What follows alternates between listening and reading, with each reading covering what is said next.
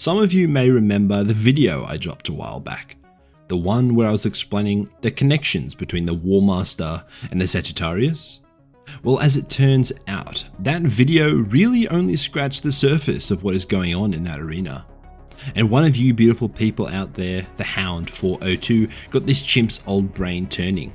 It got me thinking, which zodiac or star signs actually do line up with each of the Primarchs? Has this been looked into before? Surely it has.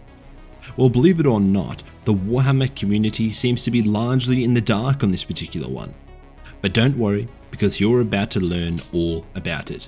As for me, well, let's just say I had the not so pleasant task of diving headfirst into the star sign research abyss, sifting through piles of mind-numbing garbage to dig up the rare gems of knowledge. I mean, this is star signs, personality types that we are talking about. So I would recommend that you settle in and prepare for a lot of nonsense.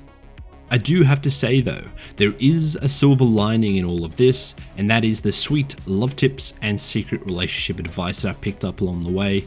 So if you're on the hunt for a bit of guidance in that arena, then look no further. Anyway, I ran into an issue at the outset. There are 12 zodiac signs, and there are 18 Primarchs that we know of.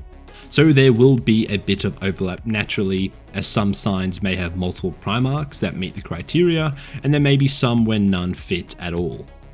Also, since the Primarchs were technically made or grown at the same time, I think they should theoretically share the same birthday, meaning that they would all theoretically share the same star sign as well.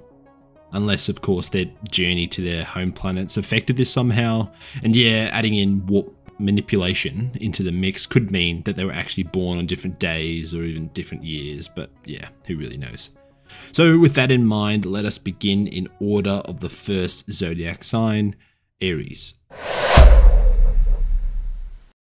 Sporting the ram as their symbol, those born under the Aries sign tend to project confidence, a pioneering spirit, courage, and a strong competitive nature.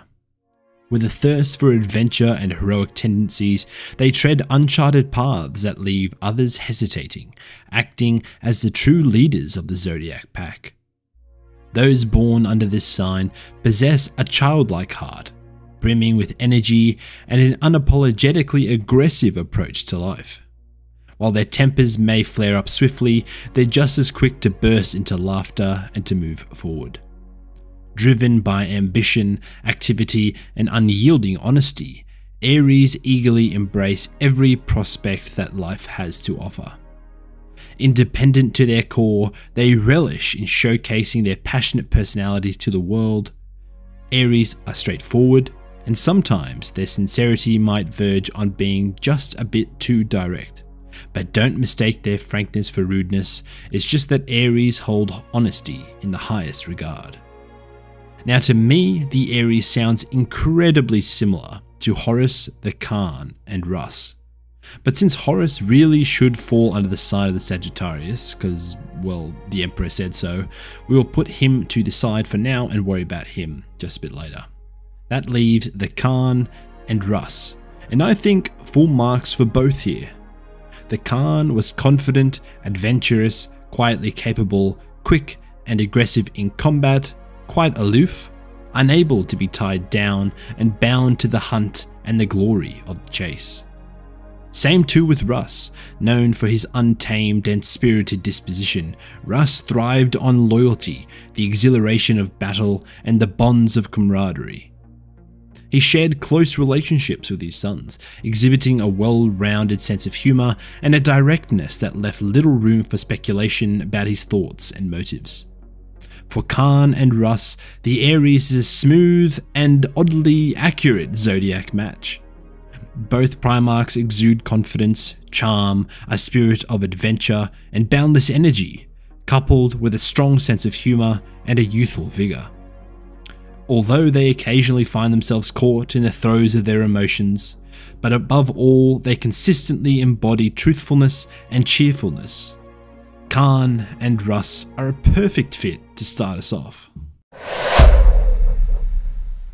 Those born under the sign of the Taurus are characterized by their sensuality, determination, and loyalty.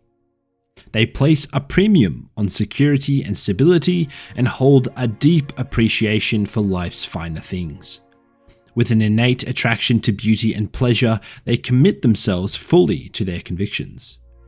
These individuals boast a remarkable work ethic, grounded in practicality, which often translates into a knack for financial matters, with rewards and resources flowing towards them once they manage to channel their skills. Their tenacity extends to all aspects of life, and they often harbour strong romantic ideals and seek enduring love connections. Yet, Taurians also stand their ground, unyielding to change, which lends them a certain level of stubbornness. But underneath it all, they radiate warmth and gentleness, making them extremely dependable figures. I don't even think I need to spell this one out for you guys. Fulgrim. Fulgrim is a Taurus. Fulgrim, a duelist and committed warrior of refined taste, is a Primarch who revelled in the sophisticated arts and cultural riches of his homeworld. Fulgrim passionately respected the realms of art, music, and celebration. He held the conviction that the conquest of the galaxy would be without meaning if such pursuits were forgotten. I think it's also safe to say that Fulgrim would have been a strong romantic, since he was married like 700 times. Full marks again here with the sign of the Taurus. With their quick wit, intellect, and unending curiosity, Geminis possess an insatiable thirst for knowledge. They engage the world with an intellectual fervour, eager to explore both the universe and the people within it. As expert communicators, they are extremely flexible and adaptable, skilled at making new connections and maintaining relationships. Symbolized by the twins, Geminis often possess dual facets. One they reveal to the world, and another they hold close. Their analytical approach, driven by intellect rather than pure emotion, grants them a remarkable ability to adapt to any situation. I think we are still at 100% accuracy as we round out the Gemini sign. This is weirdly accurate to the personality of the 20th Primarch, Alpharius, and his twin, Omegan. Alpharius and Omegan's reputation for extreme secrecy, their preference for clandestine stratagems and covert maneuvers, it all aligns perfectly. Mortal operatives and agents were at the core of their grand strategies, requiring the Primarchs and their legion to maintain close relationships and collaborate with an incredibly diverse array of individuals scattered across the galaxy. The icing on the cake is the fact that Alpharius and Omegan are twins, echoing the very symbol of the Gemini sign.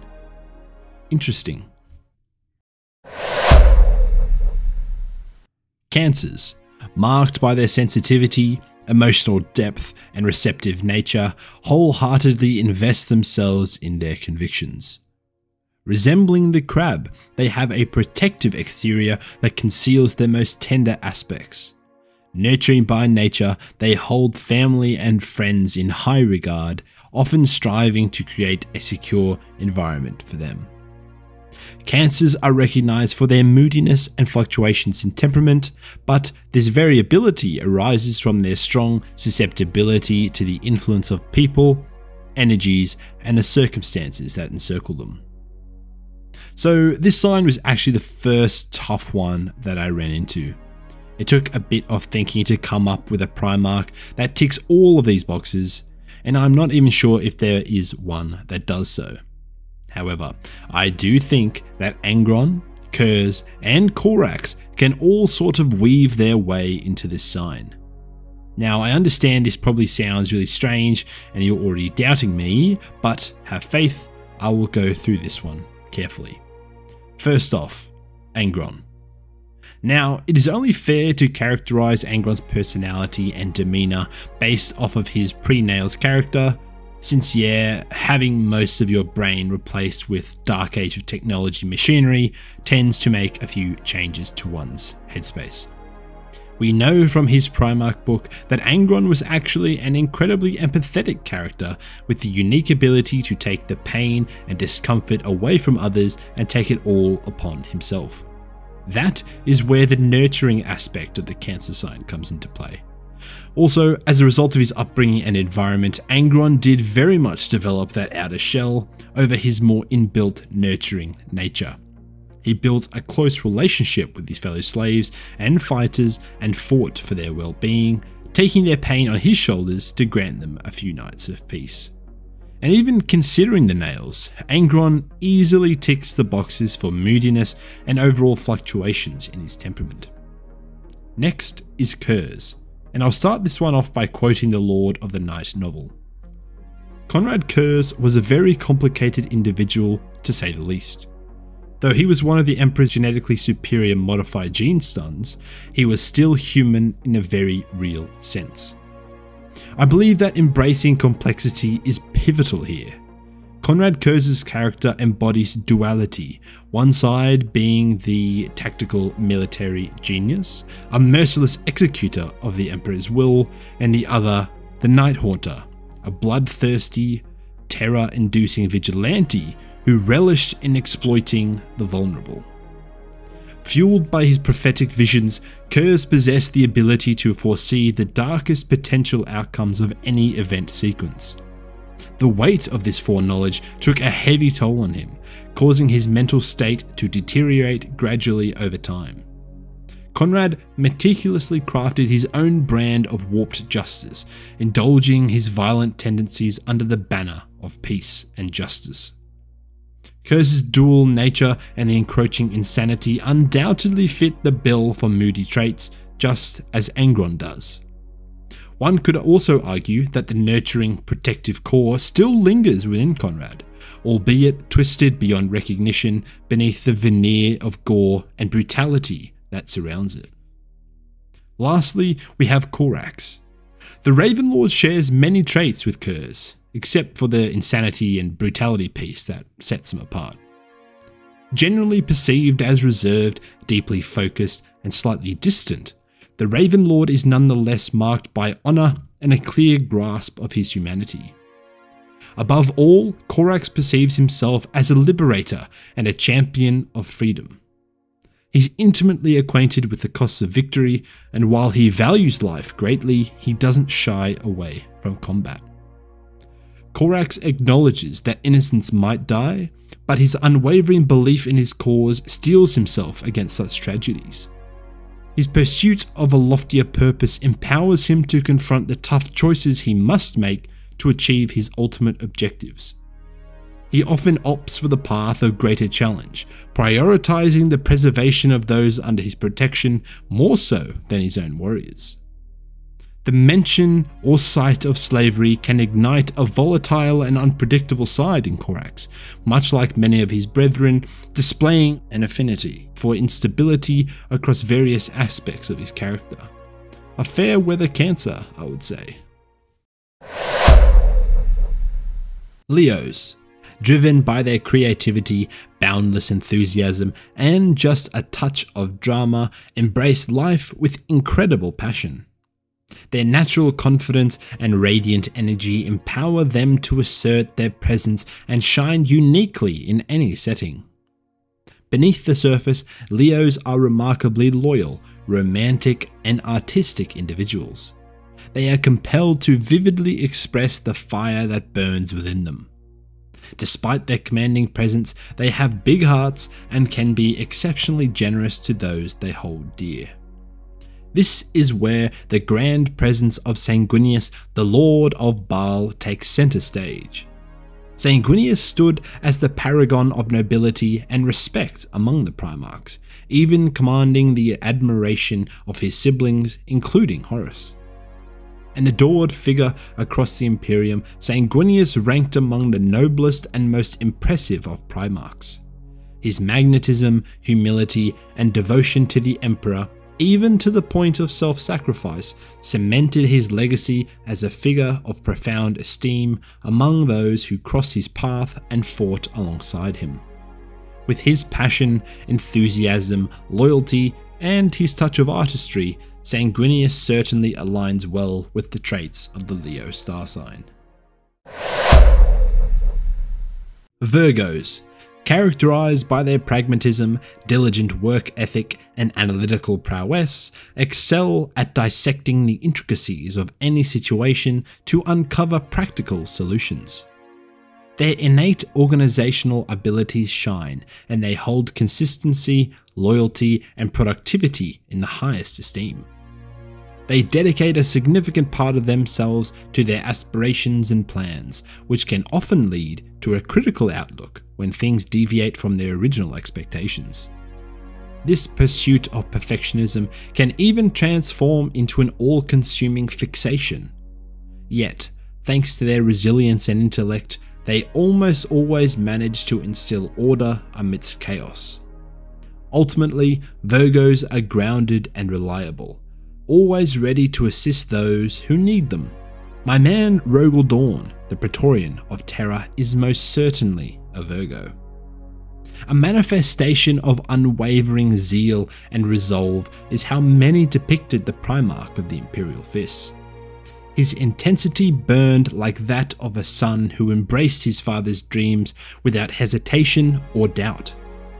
From Rogel Dawn's perspective, there was no greater goal than the unification of mankind and the spreading of the Imperium's ideals. Fueled by this mindset, Dawn always moved forward, unyielding and uncompromising in his duty.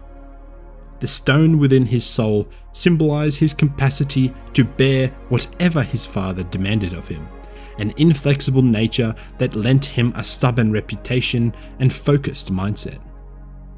Considering all this, Dawn's essence aligns unmistakably with that of a Virgo, embodying traits such as loyalty, dependability, and pragmatism to their fullest. Libras hold the belief that they wield the reins of their own destiny. Poring over the grand canvas of their existence, Libras always identify gaps that require filling. With their charm, sociable nature, and innate diplomacy, Libras uphold the ideals of fairness and truth above all else. Communication is a forte, making Libras adept negotiators. They tend to analyze their emotions intellectually, though their sensitivity also runs deep. This emotional blend can lead to bouts of indecision as they carefully avoid conflicts whenever possible. I think Lorgar, the bearer of the word, can find his place here under the Libra sign. With a passionate determination to elevate humanity through the propagation of his deep faith in the divine, Lorgar exuded charisma and held an incredible ability to sway almost anyone to his cause. Similarly, Lorgar always had an eagerness to please, a desire to be the best friend of each of his brothers, but also he possessed a strong tendency to take offense. As Lorgar was wholly devoted to unearthing the truth of the universe and building a society that understood and abided by his newfound cosmic truths, he never mastered combat or military strategy like his brethren, often regarding acts of bloody conquest with utter disdain. This selfless nature often drew criticism as he considered himself not primarily bred for war. In fact, he actively steered clear of it when possible and practical. Lorgar was intensely self-aware, embarking on unending quests to understand his own true nature and that of the cosmos, seeking the ultimate truths. With this in mind, we can clearly see Lorgar's alignment with the Libra sign. Intense, driven, and masterfully strategic, Scorpios embody the essence of all or nothing individuals. They possess a natural ability to captivate others, leveraging their formidable intellect and imposing auras to command situations and relationships. Their emotions run deep, often leading them to dwell within the peaks and valleys of their feelings. Their yearning for intimacy and profound psychological connections drive their actions, treating life like a strategic contest where victory and conquest are the end goals.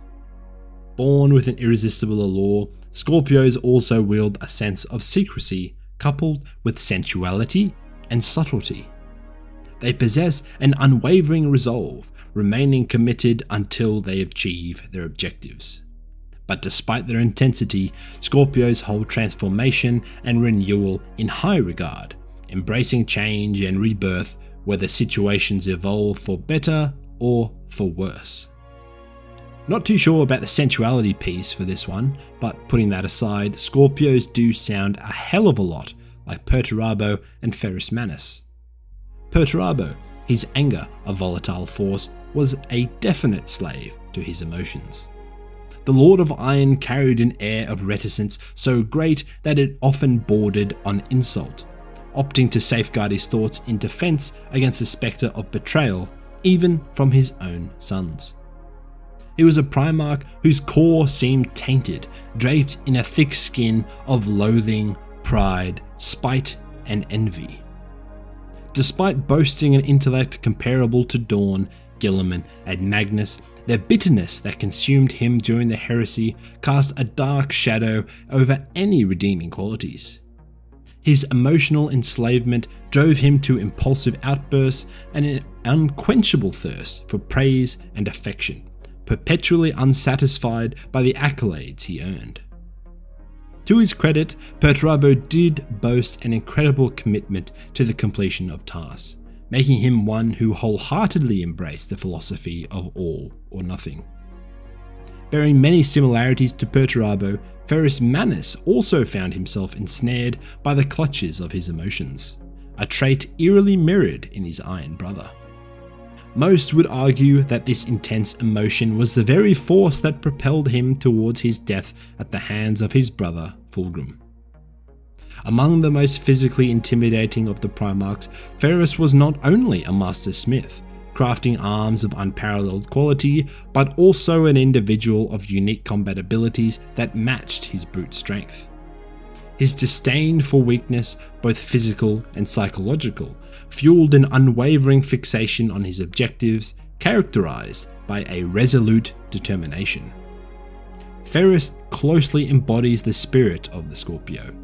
His relationship with his brothers, notably his confidant Fulgrim, underscored his emotional depth, while his intellect-driven nature, commanding nature, and martial ability made him even a worthy contender for the mantle of War Master, his ambition and aspiration mainly tempered only by his emotions. Adventurous, spontaneous, and bubbling with optimism and charm, those born under the sign of the Sagittarius have an insatiable thirst for adventure and discovery. They scoff at the idea of being confined or limited and yearn to embrace everything that life has to offer. Their essence is that of explorers, constantly on the lookout for novel concepts, connections, and experiences that can illuminate both themselves and the world around them. Yet, driven by their impulsive and ever-curious nature, they may find it challenging to maintain focus on a single pursuit and may set far too lofty expectations upon themselves. The prospect of commitment or obligation might even stir unease within them, for heavy are the shoulders who bear the weight of leadership and responsibility. Above all, Sagittarians are ambitious and destined for freedom, and this adventurous spirit often attracts unexpected blessings their way, as if luck naturally gravitates towards their cheerful aura. To be honest, it took a bit of mental gymnastics to get my head immediately around this one, and to try and force Horus into this sign. But it seemed important since the Emperor himself explicitly points out the similarities between Horus and the Sagittarius, even naming Horus his Sagittarius and gifting him an ancient Sagittarius ring from an age before the Emperor's birth. If you want to learn more about this connection in a bit more detail, I'd encourage you actually to watch my video, my first Warhammer 40,000 symbolism video, where I dive deep into that very subject. I'll pop the link for that one in the description. In my view, Horus is marked by traits such as ambition, boldness, and a touch of boldness, charisma, and strong leadership, whereas the Sagittarius sign places a strong emphasis on qualities like adventure, speed, and curiosity. While these latter attributes might not stand out as the most prominent facets of Horus's character, I must say that they do bear some relevance within his persona.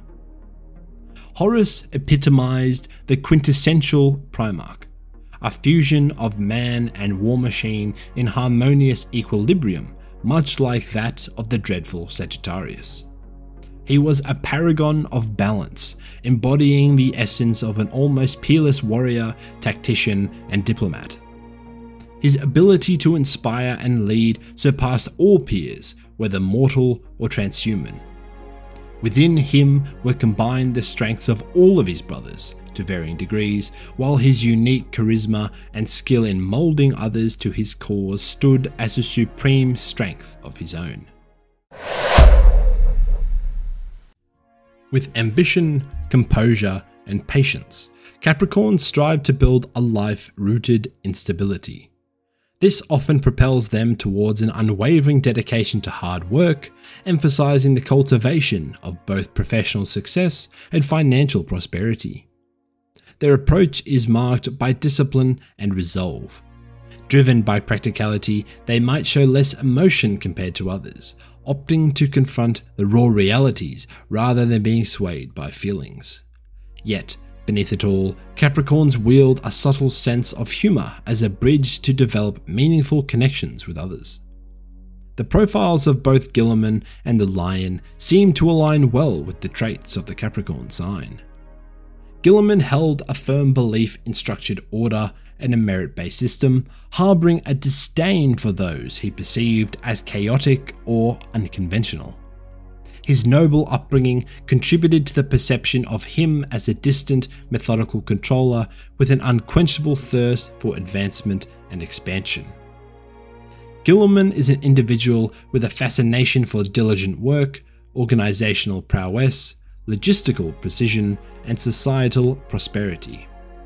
With extreme discipline, he maintains a pragmatic disposition and refuses to be enslaved by his emotions.